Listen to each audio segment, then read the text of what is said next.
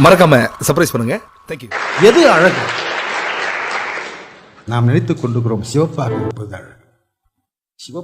சிவப்பாக இருப்பதனால ஒருத்தவங்க வரலாற்றில் இடம் இருக்கா? இவர் ரொம்ப அழகான சிவப்பாக இருப்பார் சார், இவர் முடி இப்படி இருக்கும், ஆகவே வரலாற்றில் பேரும் அப்படி ஏதாவது இருக்கா? யாருக்கு சில வரலாற்றில் இடம், யாருக்கு வரலாற்றில் இடம்? ஒரு இராணுவ யுத்தத்தின் பொழுது பீரங்கியால் தாக்கப்பட்டவனுடைய முகம் சிதைந்து போகிறது. ஒரு தலைவனுடைய ஒரு ஹீரோவுடைய ஒரு பையன், ஹீரோனாக்கா எம்ஜிஆர் இல்லை, ஒரு சாதாரண ஒரு முகம், அது செஞ்சு போகுது. அவனை பெட்டில் வச்சு 18 மாதங்கள் அறுவை சிகிச்சை நடக்க வருது. 18 மாதங்களுக்கு உடம்புல முழுக்க இருக்கிற பல்வேறு இடங்களை வெட்டி முகத்தை உருவாக்குகிறார்கள். 18 மாதங்களுக்கு பிற்பாடு அவனுக்கு முன்னால் அவர் கண்ணாடியை கொடுக்குறான். அந்த கண்ணாடியை பார்த்து யார் இது அப்படின்னு கேட்குறான். நீதான்டா. அவனுக்கே அவனை அடையாளம் தெரியாத அளவுக்கு முகம் மாறிப்போச்சு, குரலும் மாறிவிட்டது, உடம்பும் மாறிவிட்டது. அவனுக்கு விடுமுறை கொடுக்கப்படுகிறது.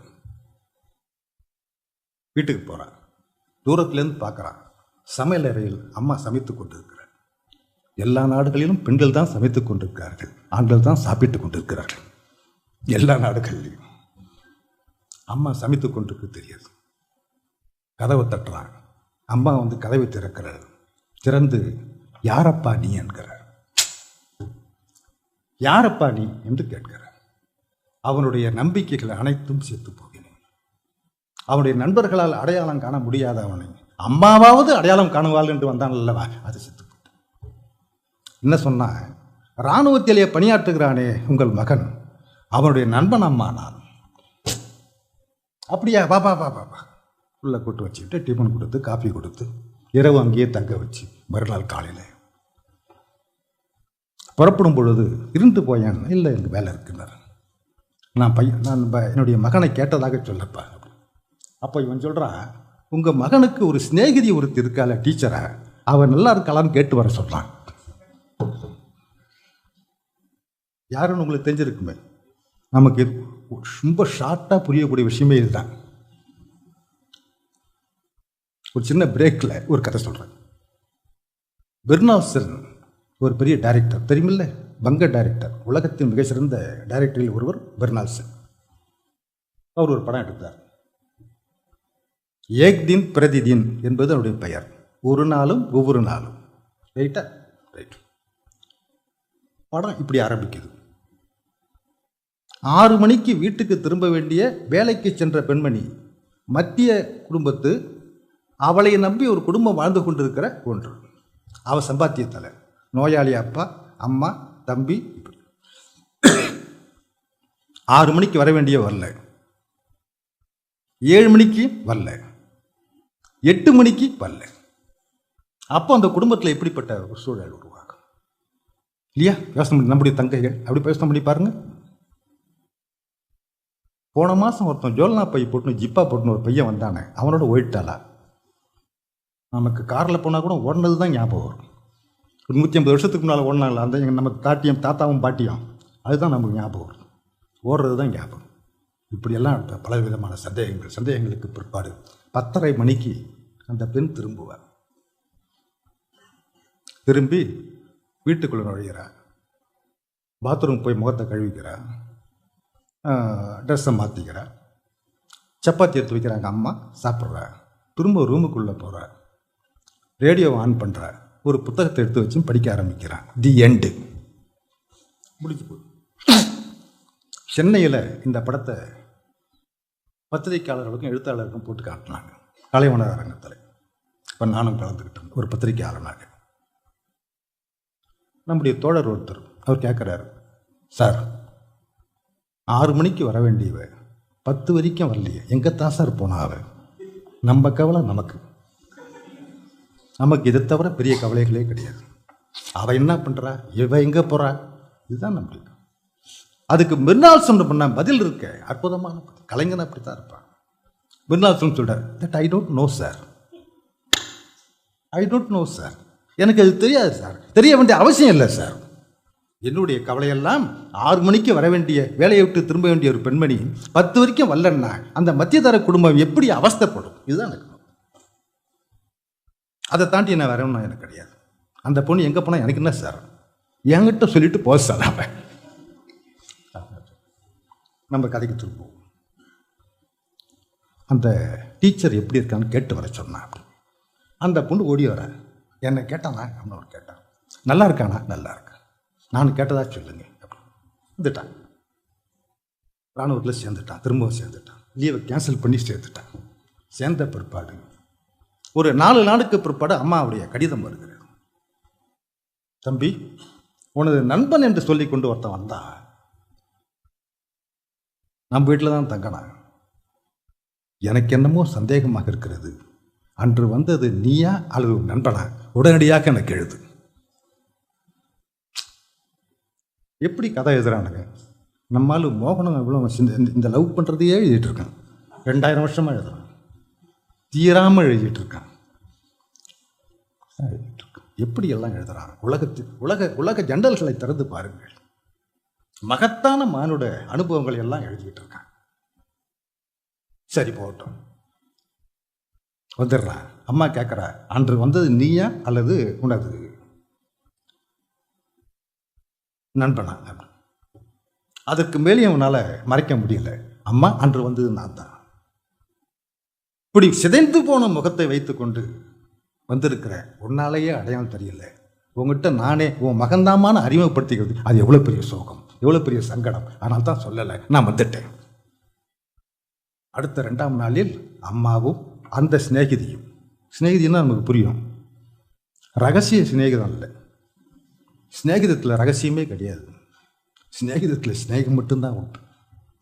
எல்லா வார்த்தைகளையும் நாம் கெடுத்து விட்டோம் நண்பர்களே. எல்லா வார்த்தைகளையும் அர்த்தத்தை செலுத்தி விட்டோம். கள்ளக்காதல்னு ஒரு வார்த்தை. காதலில் இப்படிதான் கள்ளம் வரும். எனக்கு புரியாத வார்த்தை அது. காதலில் காதல் மட்டும்தானே இருக்கும். காதலில் கள்ளம் எப்படி வரும்? அப்புறம் முதல் இரவு, இவன் ஜட்ஜ்மெண்ட் முதல் இரவுன்ட்டு அது அவங்கள கணிச்சியனா? ஏன்னா பைத்தியக்காரத்தனமாக இருக்கு. யாருடைய உறவையோ இவன் முதல் 2வது இவன் பட்டியல் போடுறான்.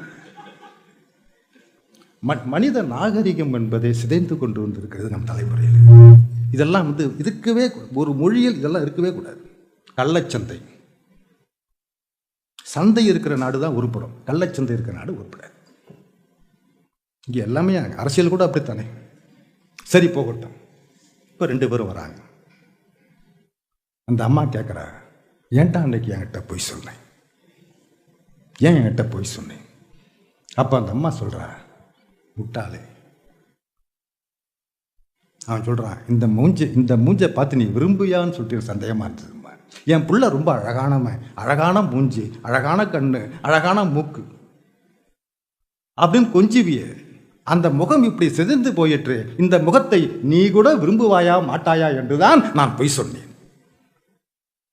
அப்ப அந்த பொண்ணு சொல்ற, அந்த தாய் சொல்ற, முட்டாளே, அழகான முகம் என்பதற்கு வரலாற்றில் எவனையாவது இடம் கொடுப்பானா?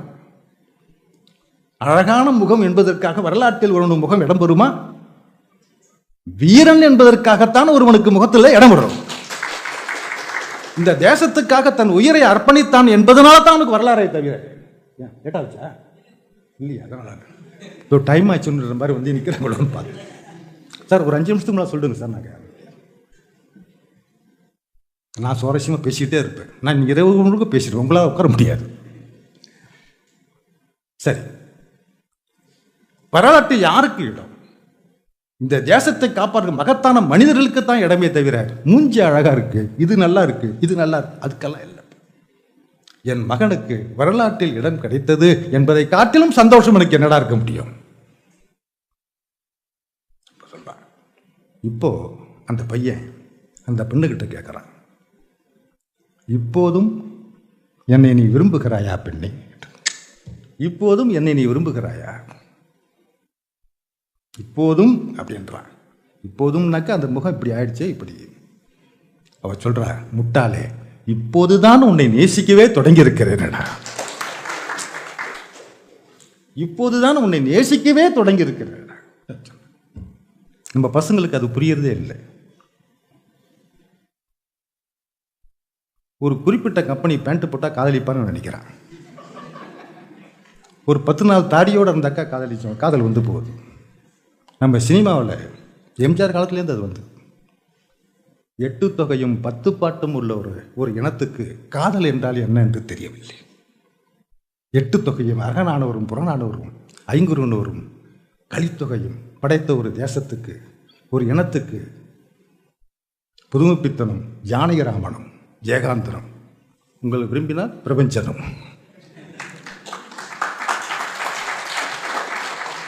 எத்தனை கதைகள் எழுதுகிறோம், எத்தனை கதைகளை காதலை பற்றி எழுதியிருக்கிறோம். இன்னும் காதல் தமிழ் சமூகத்துக்கு காதல் போய் சேரலை.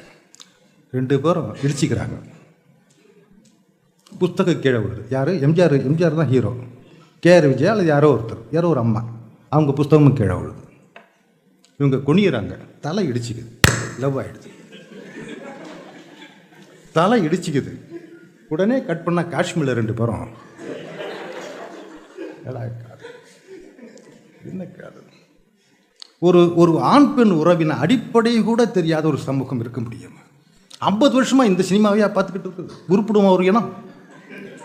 50 வருஷமா ஒருத்தன் நாக்கு அறுத்துக்கிறான்றான், ஒருத்தன் தற்கொலை பண்ணிக்க போறான்றான், ஒருத்தன் உலகத்திலேயே மிக கேவலமான ஒரு டைலாக் ஒருத்தன் பேசுறான், ஏண்டி என்னை காதலிக்க மாட்டேறேன். இதுக்கு என்னங்க பதில் சொல்றது? ஒரு பொண்ணு ஏண்டி, நான் என்னடி குறை, ஏன்னா எதுக்கு எனக்கு இப்படி ஒரு டைலாக்கு தமிழ் சமூகத்தில் மட்டும்தான் சார் வரும், உலகத்தில் எந்த சமூகத்துக்கும் வராது. சரி போகட்டும். அப்போது அந்த பெண்மணி சொல்லுகிறார், இப்போதுதான் உன்னை காதலிக்கவே இல்லை, நேசிக்கவே தொடங்கியிருக்கிறேன். காதல் ரொம்ப பழசா போச்சு. அந்த வார்த்தையெல்லாம் புது வார்த்தையை நம்ம கண்டுபிடிச்சாக வேண்டியிருக்கு, அல்லது அதுக்கு நம்ம உயிர் கொடுக்க வேண்டியிருக்கு. இப்படியான விஷயத்தில் நம்ம வாழ்ந்து ஓகே. அப்போ சொல்கிறா, இப்போது தான் உன்னை நேசிக்கவே தொடங்கிறேன். நண்பர்களே, உலக இலக்கியத்தின் உன்னதமான வரி ஒன்றை நான் போய் சொல்ல போகிறேன், கவனியுங்கள், தயவு செய்து கவனியுங்கள். இப்போ அவன் அம்மா பார்த்து கேட்குறான், அன்று வந்தது நான் இல்லை என்று எப்படி அம்மா கண்டுபிடித்தாய்? ஒரு நல்ல கேள்வி தானே, எப்படி கண்டுபிடித்தாய்?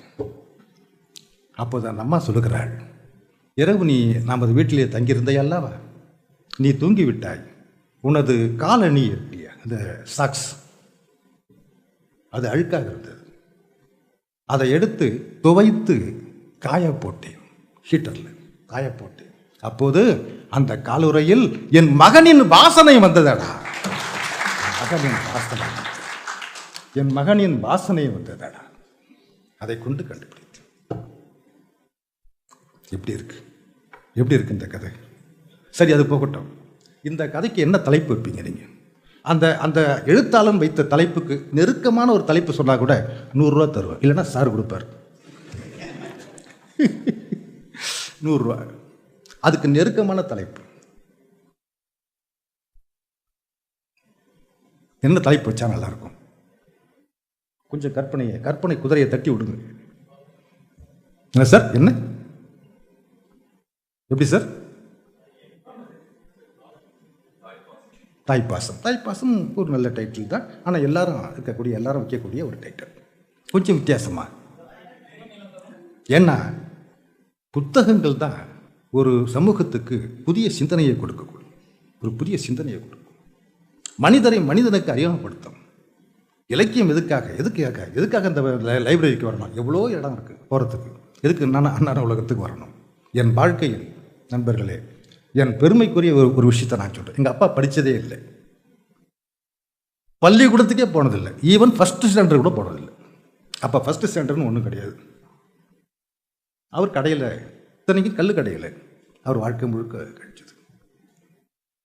ஆனால் அவர் பள்ளிக்கூடம் போகவில்லை, கல்லூரிக்கு போகவில்லை. ஆனால் யோக்கியனாக வாழ்ந்தார். லஞ்சம் வாங்கியதில்லை. கல்லூரிக்கு போய் கெட்டு போகவில்லை, சகல தீய பழக்கங்களும் கற்றுக்கொள்ளவில்லை, நல்லவனாக வாழ்ந்தார். ஆனால் அந்த மனிதர் தான் என்னுடைய 6ஆம் வகுப்பில் நூலகத்தில் மெம்பராக சேர்த்தார். 6ஆம் வகுப்பில். அப்போ நூலக அதிகாரி சார் மாதிரி, இப்போ எங்கள் ஊர் அதிகாரியெல்லாம் வேறு, பாண்டிச்சேரி பிரெஞ்சுக்காரன் ரொம்ப ஸ்ட்ரிக்டாக இருப்பான் அப்படின்னு பேர். என்ன இட்டு நான் போய் நூலகத்தில் சேர்த்து கொடுங்க அப்படின்னு கேட்குறேன். சின்ன பசங்களையெல்லாம் நாங்கள் சேர்க்க மாட்டோம் போடா அப்படின்ட்டான்.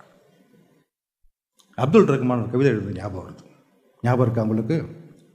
புத்தகங்களே குழந்தைகளை கிழித்து விடாதீர்கள், புத்தகங்களே குழந்தைகளை கிழித்து விடாதீர். அவர் எழுதினார், நாங்கள்லாம் புத்தகத்தை கிழிச்சிடுவோமா, சேர்த்துக்க மாட்டோன்னு போடும்.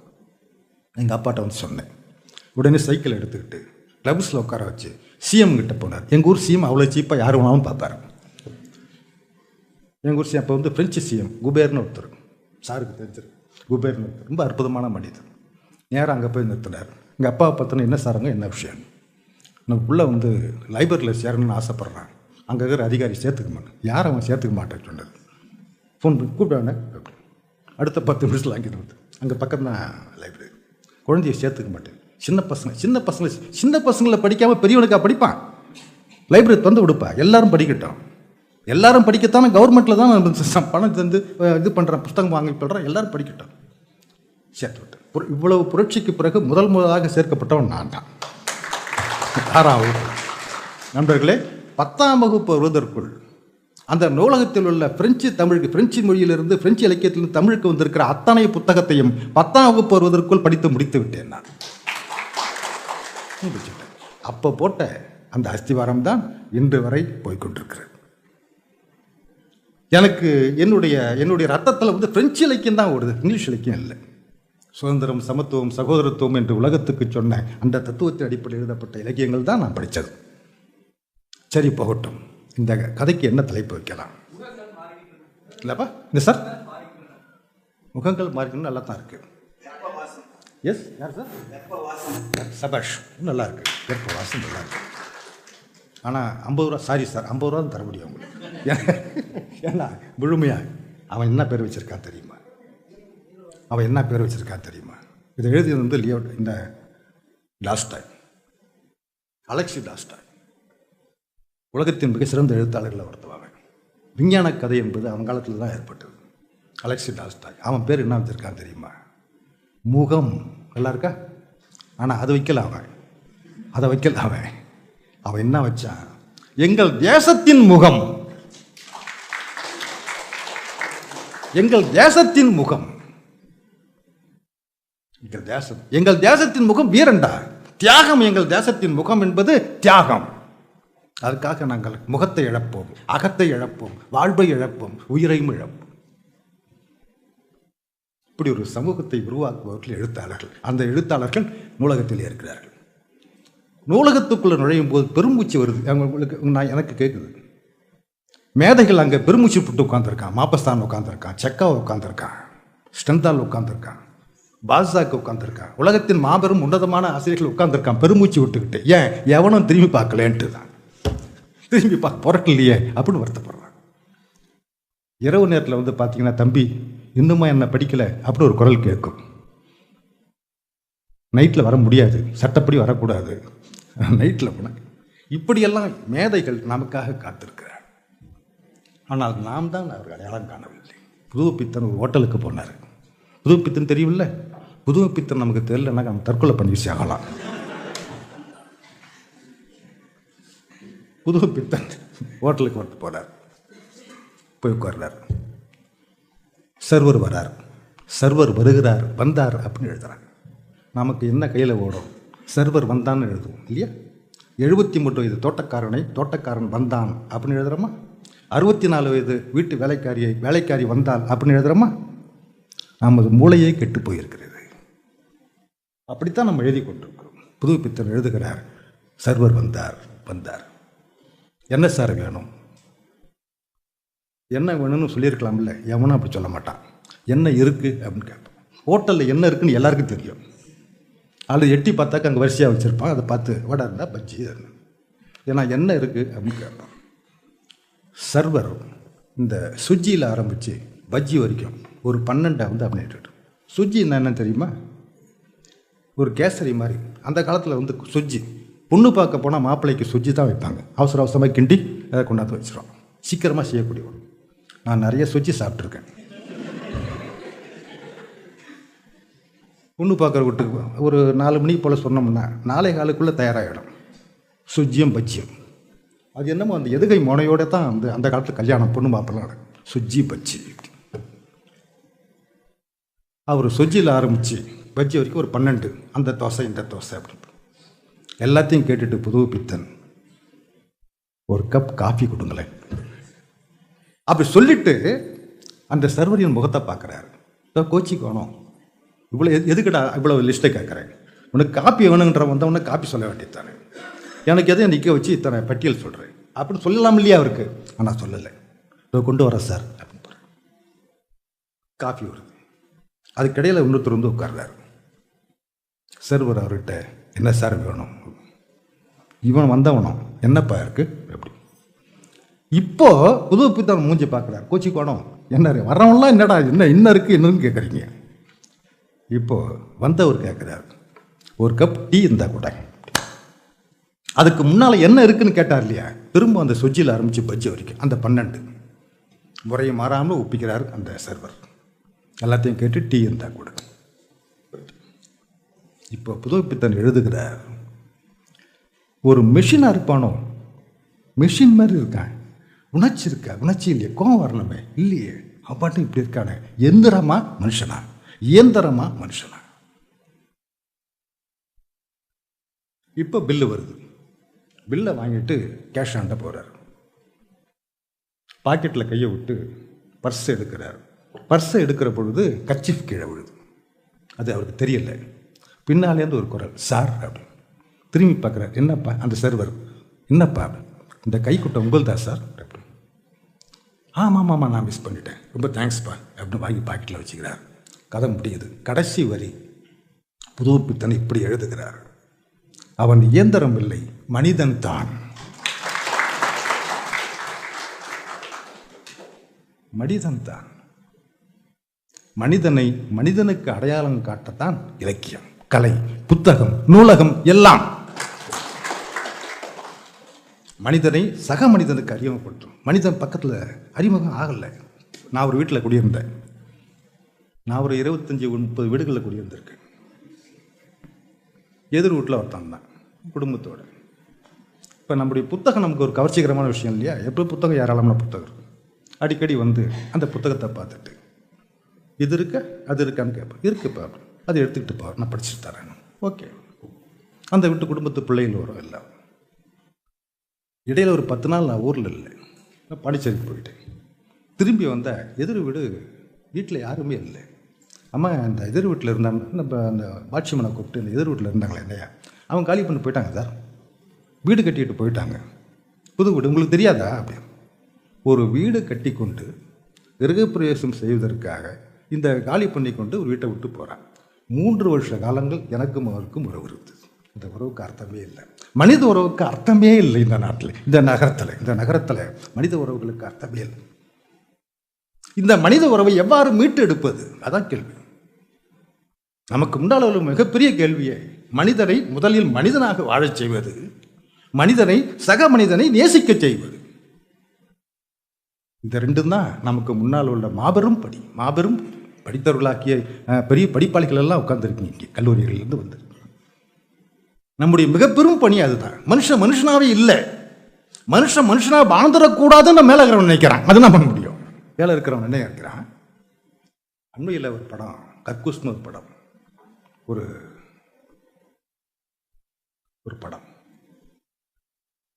மனிதர்களில் ஒரு குறிப்பிட்ட சதவீத மக்கள் கையால் மலம் அழுகிற பணியை நம் பக்கத்தில் வாழ்ந்து கொண்டிருக்கிறார்கள்.